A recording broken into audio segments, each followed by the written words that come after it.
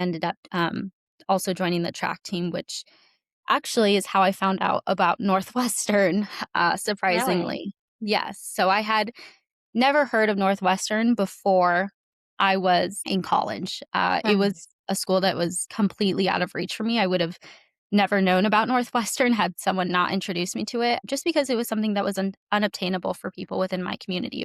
But upon joining the track team, I had mentioned to my coach that I really wanted to go to law school. And he told me, why don't you consider Northwestern? And I was like, that would be awesome.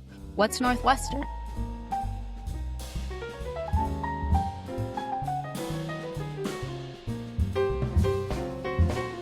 Welcome to Quadcast. I'm really excited for this week's guest.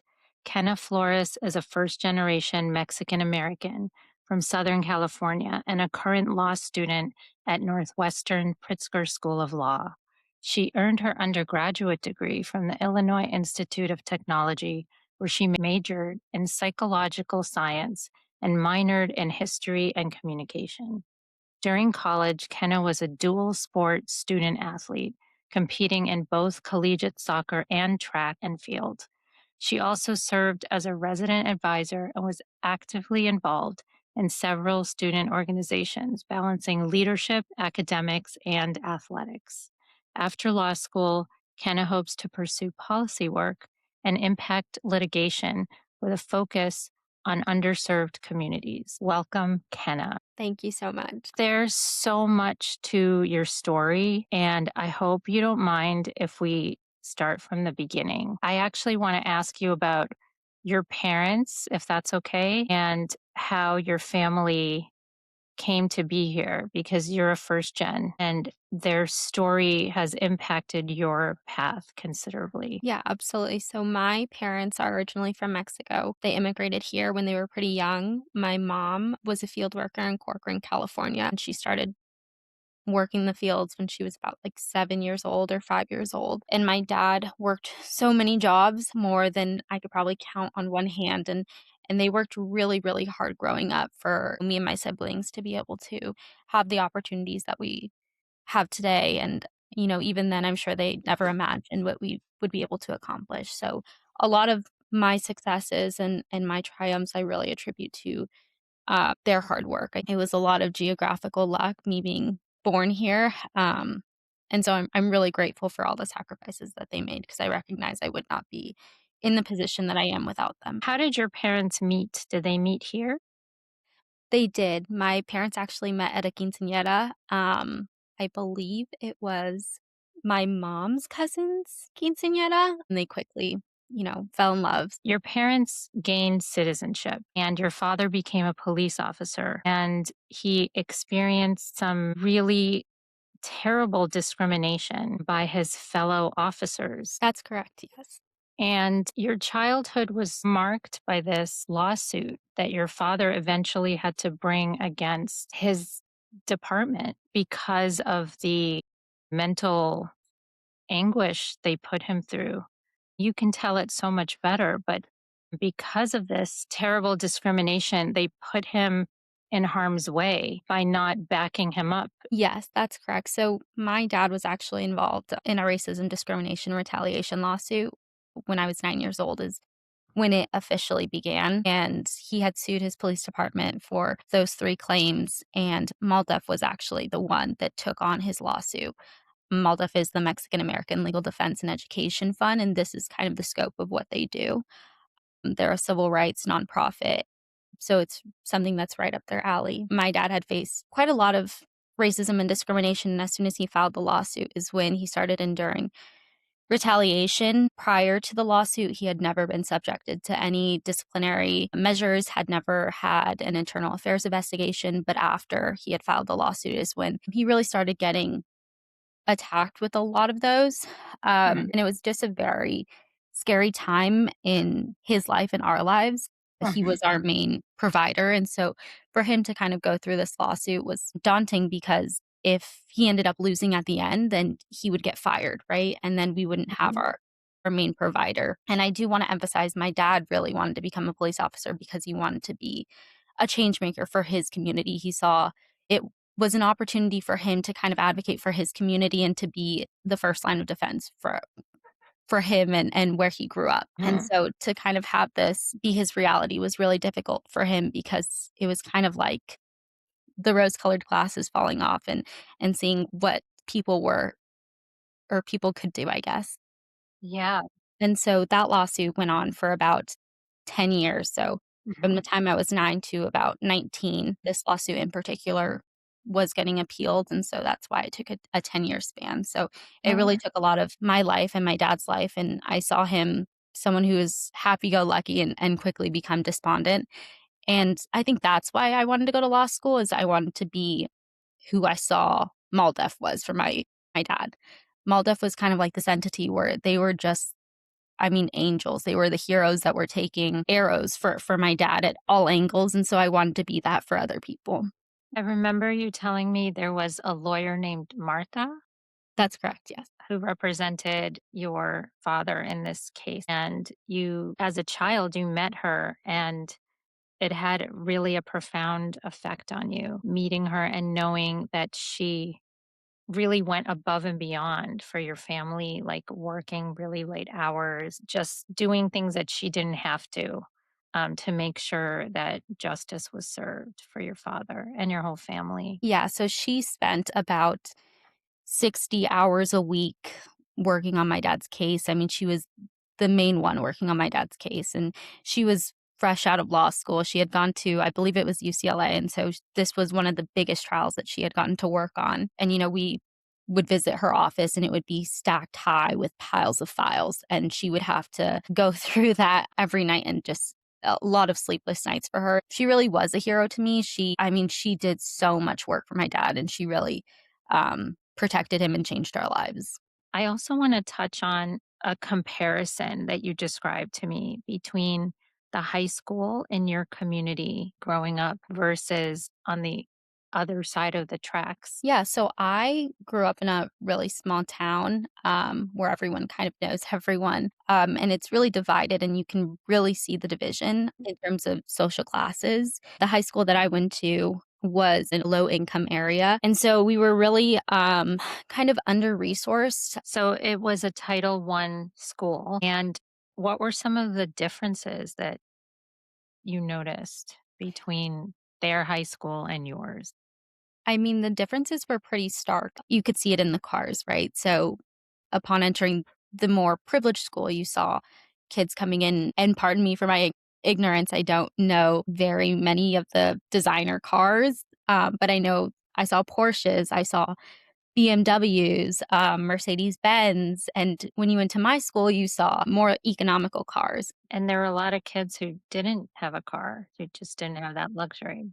And you could see it in our parking lots. Our parking lot was significantly smaller because our school knew that, most students were walking or couldn't afford a car. They maybe only had one family car, and that was for parents to go to work. We were just really limited in our resources. And I knew a fair amount of people who were homeless and they would have to pair up with other students just for security reasons and safety purposes. And then they would come to school for a meal because coming to school meant that they could get free lunch. That wasn't something that was happening at the other school, which was really kind of jarring for me to see and experience. You had a very loving family life, That's correct, yes. just a secure family life, but your parents worked a lot. That's Your correct, mom yeah. worked a lot too. So, did she get up early in the morning to go to work? So, how my parents did it was they tag team, so my mom would work during the day and my dad would work during the night. So, when one of them wasn't with us, the other one always was, and they Mhm. did it like that for years until my dad finally retired, and that's kind of how we survived is one parent was always with us. In this environment at school where the environment wasn't always conducive, you were able to kind of tune some of that out. You were an athlete, right? You were a scholar. I think a lot of where my discipline comes from is, my parents' story. I think I carry their story with me wherever I go, and as well as my peers, the people that I've met. I did grow up low income, but I recognize that I grew up with more privilege than, a lot of other people. And I carried it with Mhm. me when I was growing up in middle school and in high school. And I thought, if I'm the only one who has the opportunity to go to law school or to be an advocate, why wouldn't I take that advantage and be the advocate for my community and then come back and share the resources and the knowledge that I've gained? So I think that's what really drove my discipline. So tell me a little bit about the sports. So I started playing soccer when I was 4 years old. I had always wanted to play soccer from, the moment I saw my older sister play soccer. And I was fortunate enough to have a lot of really great coaches who actually became really just life mentors to me. They were always pushing me to the next level and making sure that I aspired for more. And even when I didn't believe in myself or when I didn't think I could go the extra mile, they did. And I think that belief really pushed me to be a better athlete. And then you translated that into a college scholarship. Yes, that's correct. Tell me about affording college. I knew in large part that I was probably going to have to get a scholarship. And so I knew one way was to get a scholarship through sports. And so I kind of used that to leverage being able to go to college on a scholarship. And just fortunately, by chance, I had met my college coach at a recruiting event in San Diego. And then from there, I was able to play for his school. And it was a really big privilege for me. And from there, I ended up also joining the track team, which actually is how I found out about Northwestern, Really? surprisingly. Yes. So I had never heard of Northwestern before I was in college. It was a school that was completely out of reach for me. I would have never known about Northwestern had someone not introduced me to it, which was true for a lot of schools. I had not known about like Purdue and quite a lot of other prestigious ones like Gonzaga. Had not heard about that just because it was something that was unobtainable for people within my community. It was unobtainable for me. So it's not a school that, had crossed my path before. But upon joining the track team, I had mentioned to my coach that I really wanted to go to law school. And he told me, why don't you consider Northwestern? And I was like, that would be awesome. What's Northwestern? And he said, we have a girl who actually is at Northwestern. Why don't I put you in contact with her and then you can find out more about Northwestern? Like that's where I went to get my master's. I think you would really enjoy it there. And so I contacted her and she actually introduced me to the school. It was an environment like I had never heard of. Most of my information about law school had come from Reddit, and that's not a great resource, but it was my only resource. And she became really a mentor to me. And she Mhm. described the culture and how collaborative it was and how different it was from other law schools. And she's largely the reason I applied to Northwestern. It quickly became my dream school. I early decisioned here. So you were on a athletic scholarship. You were also an RA, right, a resident advisor at school, and did that help offset some of your costs as well? Yes. So as an RA, I didn't have to pay for housing or a meal plan. And then, of course, the scholarship. A lot of people don't know that even if you get a full tuition scholarship somewhere, there are all of these other costs like housing, Yes. but also you were working part-time jobs. Yes. So I was working at fast food restaurants while I was an RA, while I was taking, 18 credits. You were studying for the LSAT, right? Yes. Tell me about studying for the LSAT. Did you feel like you had any disadvantages doing all of those things and studying for an LSAT that some law school applicants have basically been preparing for a very long time? I just want to get into your mindset a little bit. How did you approach the LSAT? I think at first I was confident. I had always been pretty good at school because I was disciplined. And for the most part, a lot of what I had learned had come easy to me. When I started studying for the LSAT, I didn't think it was going to be as difficult. And then I took my first diagnostic test and I quickly realized I was going to have to spend a lot of time studying for the LSAT. I started studying, I believe, my junior year of college.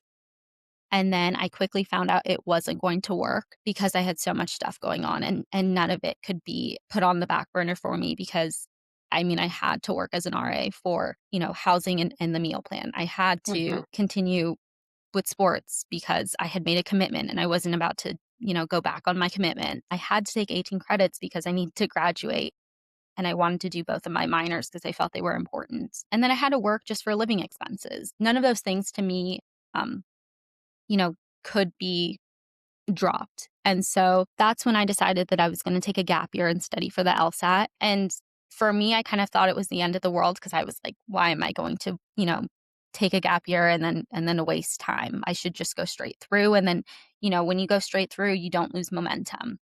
But the gap year actually became the best decision I had ever made. I think it left so much room for growth, so much room for just, taking a breath and taking a pause. I think that's really important. And it also gave me time to just study for the LSAT.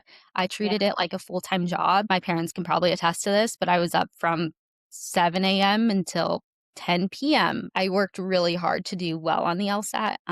I put in a lot of hours, and I recognize that it was super hard for me, as it is with everyone, especially if you come from a disadvantaged background. And so I think one thing I would tell people who came from my situation or grew up similar to me is, you can get better at it. It is something that you can train your brain to perfect and to do well at. Some people got an earlier start at training their brain to take those kinds of tests and to process that kind of information and really internalize it so that they could succeed on an exam like that. But something that really always has struck me about you is you don't dwell on that. And maybe this is the mind of an athlete combined with the mind of child of Mexican immigrants who got citizenship and became professionals and put their kids through school. Yeah, I mean, for me, and I've told, my parents this, it's I really wanna do well so I can, add more ladders. I don't wanna do well and then lift the ladder up. For me, it's about uplifting my community and bringing them up with me. So I think Mhm.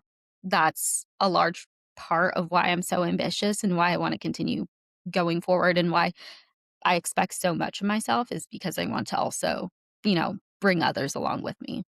Tell me what happens when you get to Northwestern. Were you surprised by anything when you got there? Yes, I was surprised by a lot of things. I didn't realize the educational gap was so wide In what way?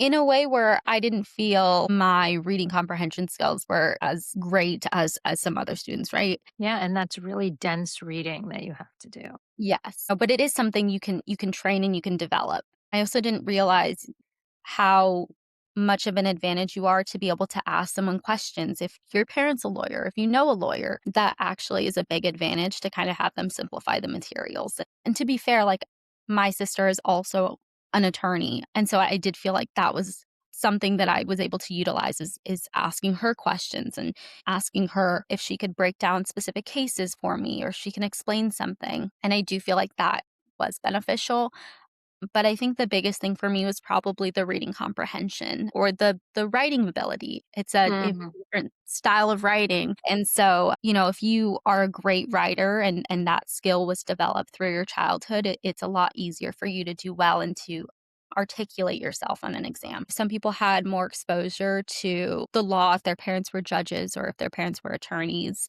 And so Mhm. they had, more time to sit with this material and be able to learn how to write like a Mhm. lawyer, and so I think I didn't know how to write like an attorney, and that was definitely a learning curve. There's also situations where people, were paralegals before coming to law school, and I didn't know that that was a possibility. Mm. I didn't even really know what a paralegal was before law school, and so I definitely think that is also an advantage.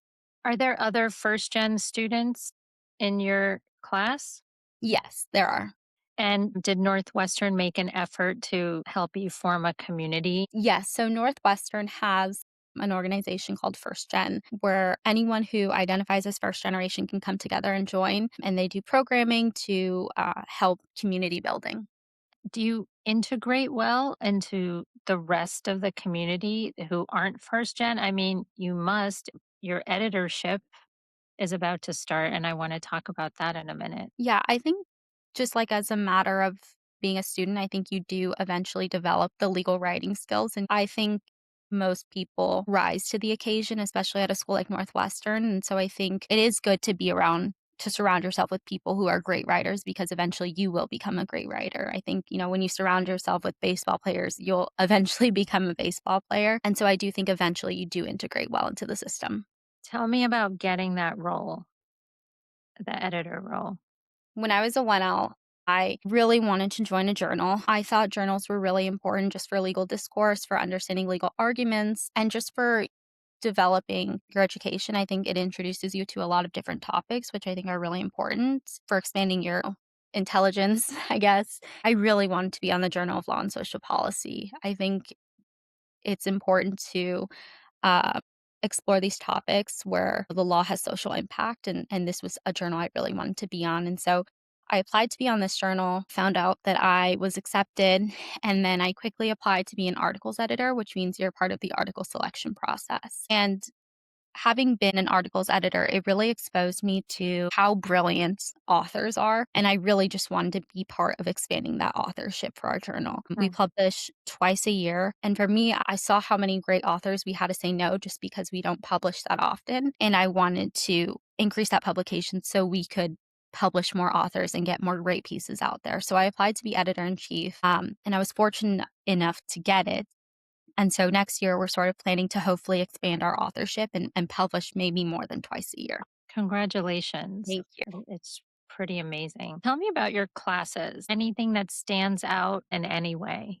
I mean, I really enjoy the classes I take. I take a lot of constitutional classes and a lot of policy focused classes. And I think it's been such a privilege having had the professors that I have. I know a lot of them do civil rights work, which is something I want to do in the future. I want to do impact litigation, which largely is civil rights stuff. And so it's been such a pleasure to get to learn from them and hear from their experiences working in that field. And, hopefully I'll get to live up to the amazing things that they've done.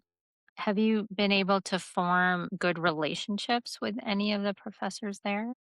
Absolutely. There's been quite a few professors that I've just connected well on a personal level who, not necessarily grew up in Southern California where I grew up, but grew up in similar circumstances. And so we've just connected on, a personal level and we've grown to have a really good professional relationship. They've been really supportive of my career goals and where I want to, eventually be.